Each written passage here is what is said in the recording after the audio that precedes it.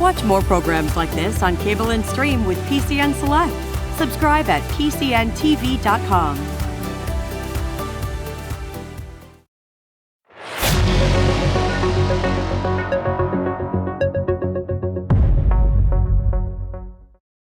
We are joined by Representative Mike Schlossberg, a Democrat from Lehigh County.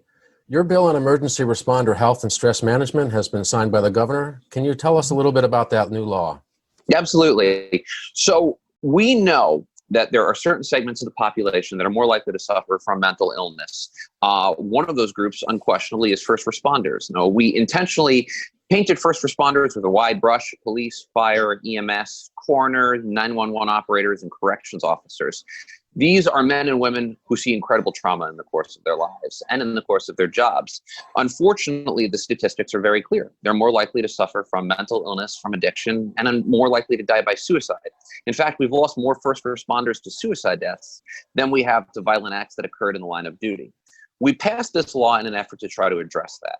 This law had a few different components. It has some training requirements, some requirements that each department undergoes mental health training and stress management training, requirements that there be plans in the event of a critical incident, as well as the creation of a peer-to-peer toll-free hotline that'll give first responders someone that they feel comfortable with calling. We know that stigma is a real issue across the board, but especially within the first responder community, where there's this real kind of machismo, man up and power through, and it's not really always something you can do when it comes to mental illness. So we want to make sure that we give first responders a chance to talk with like-minded people and create that peer-to-peer mentorship program that gives them a chance to seek help from people who've been there. Can you tell PCN viewers a little bit about the critical incident stress management program?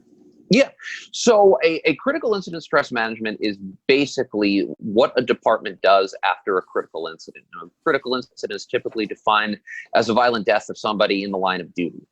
It's a plan that you enable when you lose somebody, either in the course of a first responder call or, unfortunately, sometimes unrelated.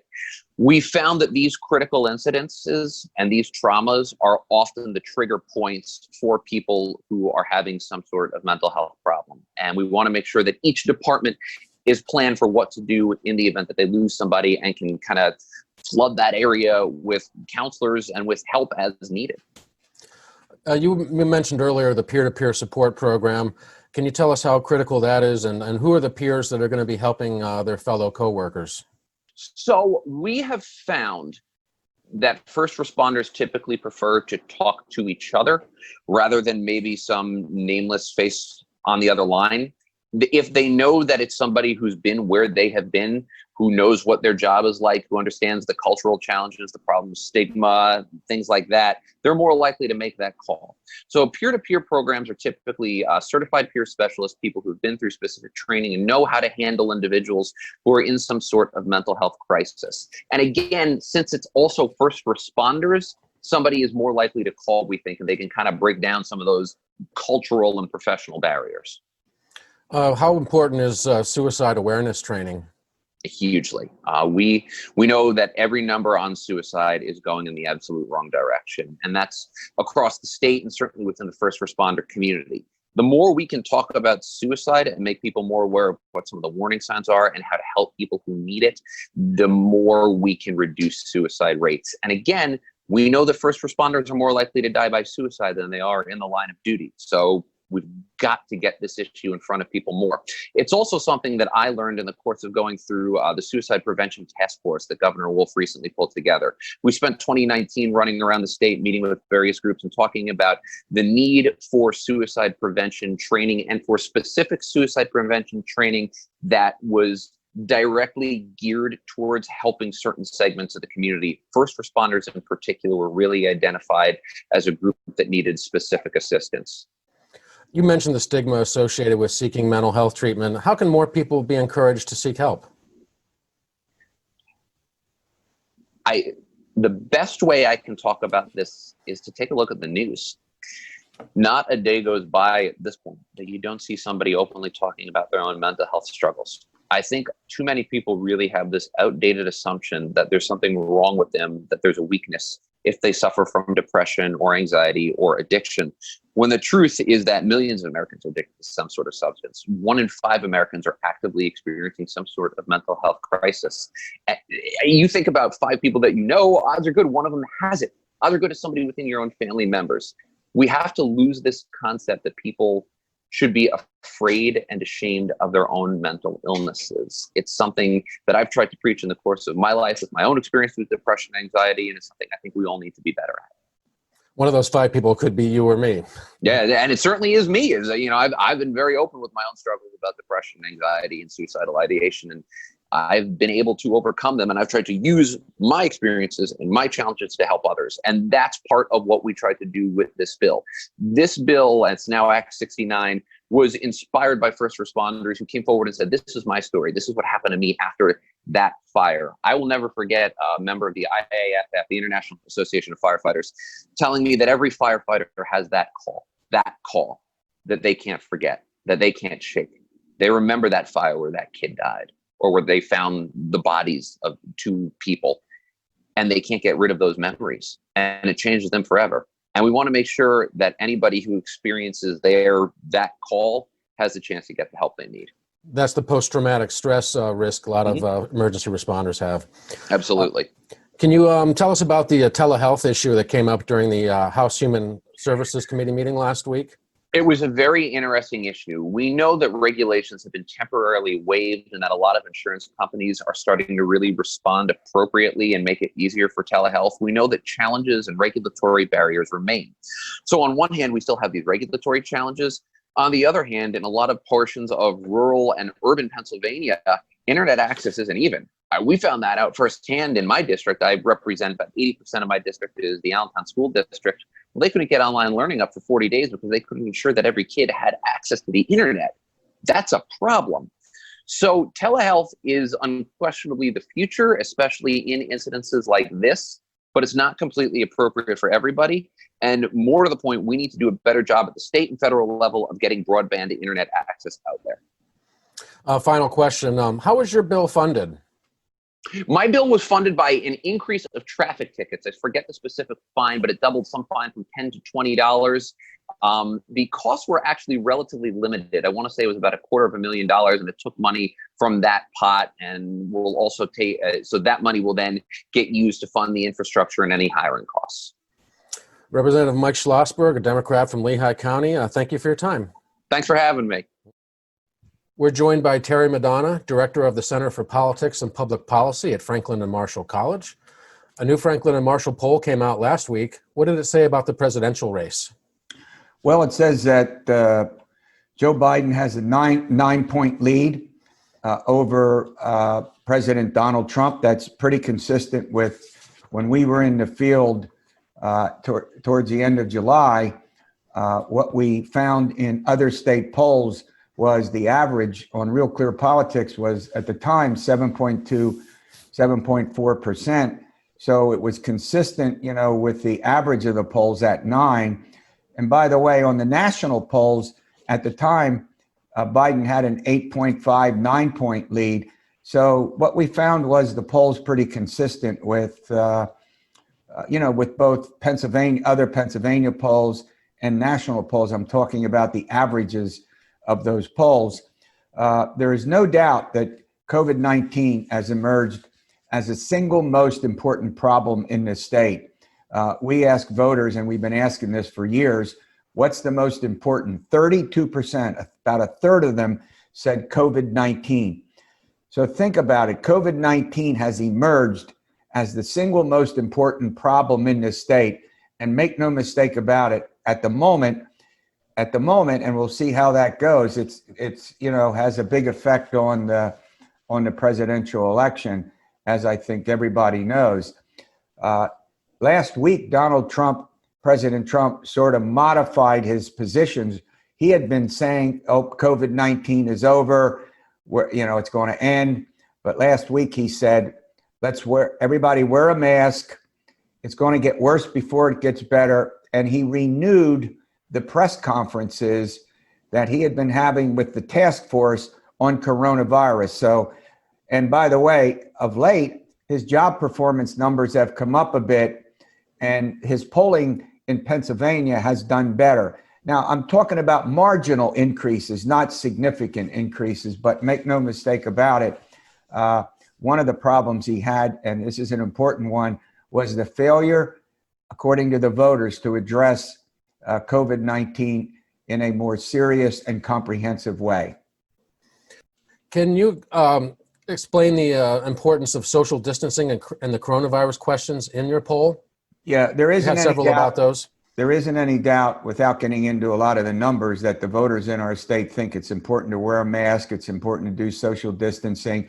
I might say that Democrats more than Republicans end up on that side of things, but make no mistake about it, I think Pennsylvania voters are really concerned about it and are taking, in the poll, steps to prevent the spread of COVID-19. And by the way, we interviewed 667 Pennsylvania voters, randomly selected.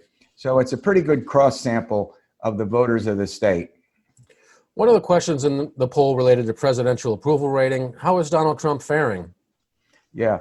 Well, in our state, his approval rating is not very strong. He gets 29% on handling of COVID-19, and he's 38% positive overall on his job performance.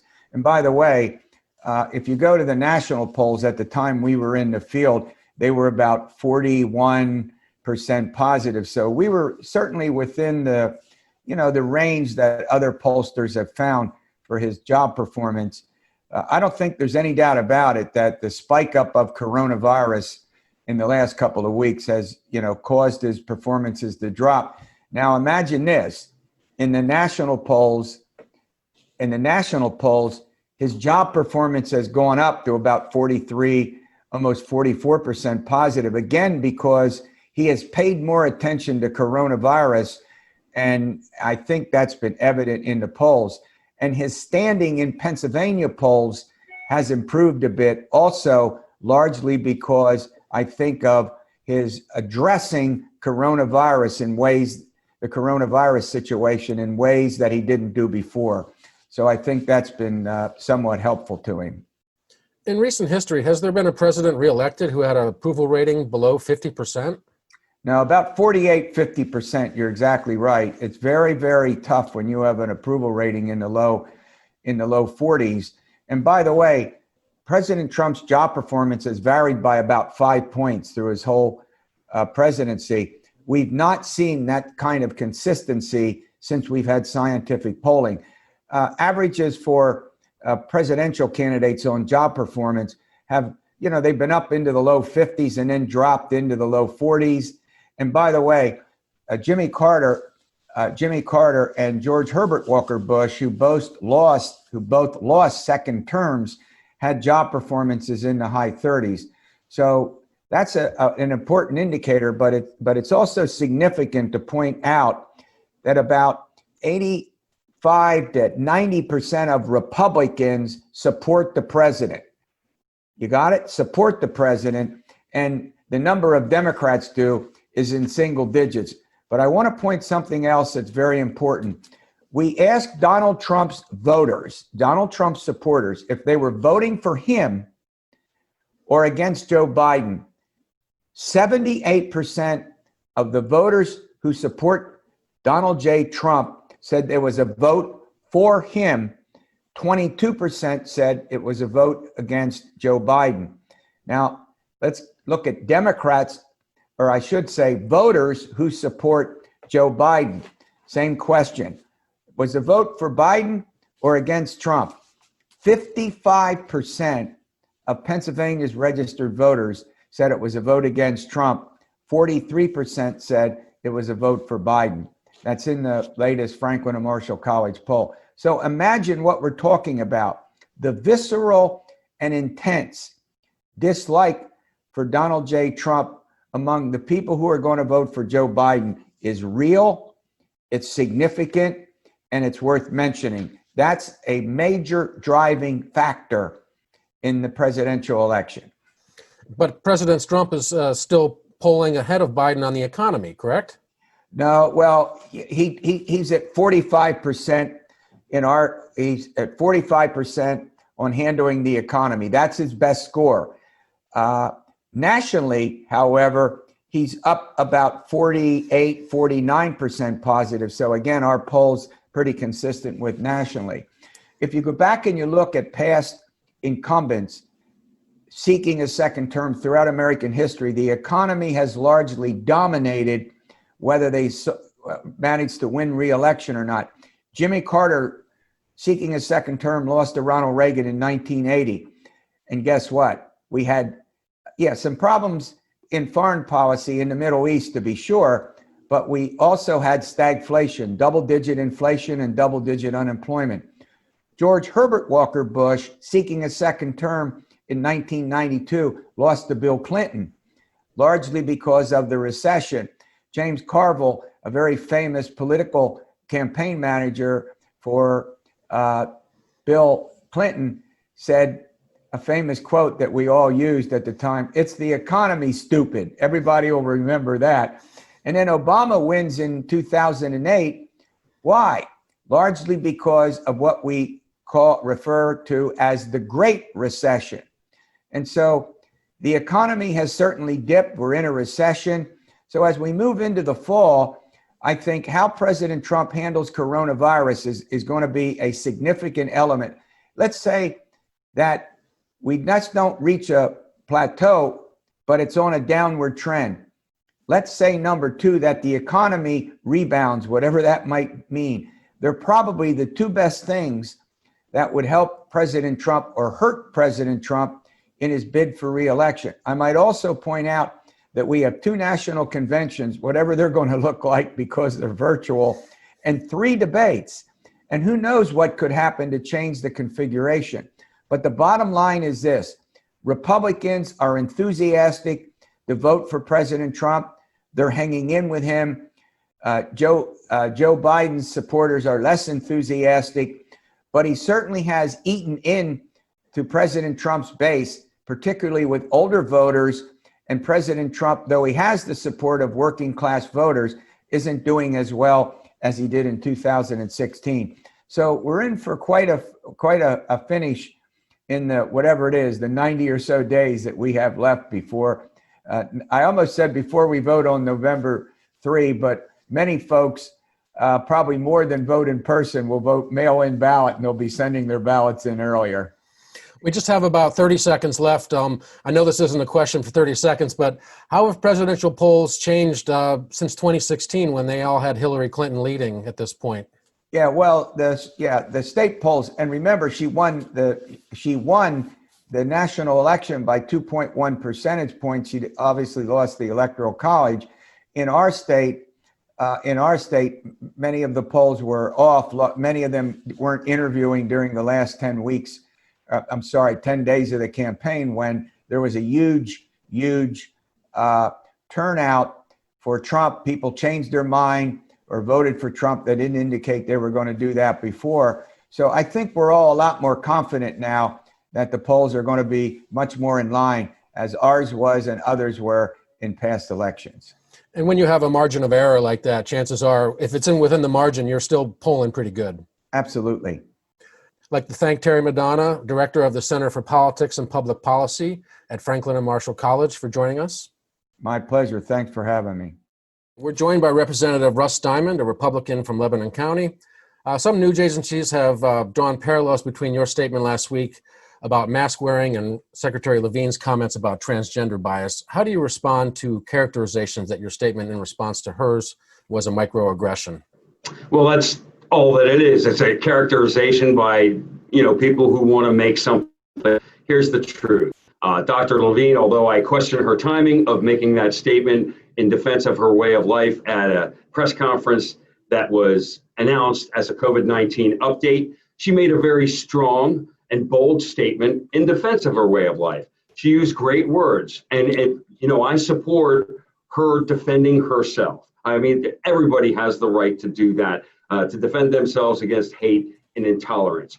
I thought it was ironic, however, that she fails to understand that her mask policy in Pennsylvania is creating the same type of hate and intolerance. Now, I haven't seen any violence break out as a result of that yet, but it's the same thing. So I thought when I read that statement, I got halfway through of it, and I thought, well, this applies to people who can't wear a mask and are getting harassed at business locations or getting denied service. So I thought, look, one of the greatest debate tactics in the world is to take someone else's words and use them to make a point. I have previously tried to make this argument about people who cannot physically wear a mask and how they've been harassed. And I've used my own words to do it. It has fallen on deaf ears. So I figured if I used the secretary's words and replaced LGBTQ community or transgender community with unmasked community, it might get her attention and draw her attention to the psychological problems that are coming up with her mask policy.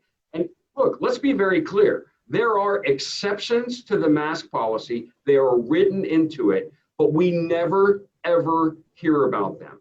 Yes. In your statement yesterday, you said people are being harassed, marginalized, and harmed for they're unable to wear a mask. What exemptions are there for both for health reasons and also for work reasons? Well, there are medical exemptions. If you cannot wear a mask, you don't have to wear a mask. And those medical reasons also include, as far as the employment situation goes, mental health issues, which would include post-traumatic stress disorder, anxiety, maybe someone with asthma. My fiance has epilepsy, and we found that wearing a mask helps to trigger a seizure for her. So it's those kind of people. There are exemptions written directly into the law, but we never, ever hear about it. All we ever hear is everyone must wear a mask, or no mask, no service. They never talk about the legitimate exemptions to this policy. You've noted that Dr. Levine's being a transgender is not a vaccination against her criticism for a public official. What offenses has she committed, in your opinion, that would merit her removal? Well, I think the whole policy where they kind of ignored the early warning from Kirkland, Washington, the first outbreak in the United States, the Life Care Center, where it spread like wildfire through a nursing facility. With the policy the secretary signed on March 18th to send or to admit or readmit COVID positive patients into long-term care facilities in Pennsylvania, I think that's turned out to be a disaster. Over 4,800 of our deaths, almost 70% of our deaths from COVID in Pennsylvania have been in those long-term care facilities. Isn't that consistent with results other states have had in long-term care facilities? Actually, it's not. I mean, there are states who have had a little bit higher percentage, but if you look around our neighboring states, I don't know the figures anymore, but some are around 30%, some 20%, some 40%, but 70% is awful high. The other factor that asked me to call for Rachel Levine's resignation or removal is the fact that she moved her own mother out of a personal care home at some point. We don't know when. Now, look, if I knew what Rachel Levine knew about how this would impact long-term care centers, I would have pulled my own mother out as well. I don't fault her for doing that. What I fault her for is not notifying the people of Pennsylvania. She is the Secretary of Health, and there are 12.8 million Pennsylvanians relying on her advice. She apparently, she said that it was her mother's decision. Her mother's 95 and of sound mind, and I accept that. But we need to know, why did her mother make that decision? We also need to know, when did you move your mother out of that long-term care home and put her up in a luxury hotel? Again, any Pennsylvanian who cares about their parent, had they known what danger was going to happen in a long-term care facility, they would have made every available opportunity for them to safeguard their own loved ones in these facilities. Dr. Levine, clearly there was a reason. She should have been forthright with the people of Pennsylvania to do it. And that's why I have co-sponsored or prime-sponsored House Resolution 879 urging her removal or resignation from office. At first, back in April, you wore a mask, and now you're speaking out against mask wearing in public places. What changed? Well, what changed it? When the governor first announced that he recommended that people wore masks and there was this issue of asymptomatic people, I thought it was a reasonable suggestion.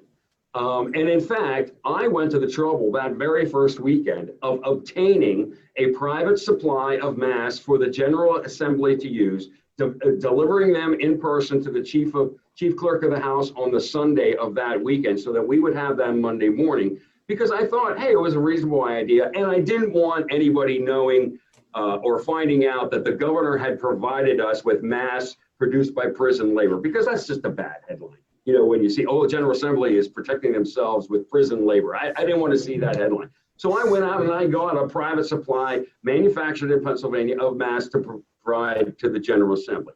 However, within a few weeks, after reading more, and after educating myself and after looking at different research from around the world about what the real impact of masks is, and also watching how people use these masks and how they're using them improperly, wearing them improperly, constantly touching their face. They might take them off, throw them in the glove compartment in their car, cross-contamination, not cleaning them every day. It is my result of my own investigation that masks at best are a wash, and in fact can create some harmful side effects themselves. So So you would believe wearing a mask? You would believe wearing a mask doesn't prevent coronavirus? I don't believe it is. I mean, the virions of the coronavirus are extremely small. They will get through just about any kind of material.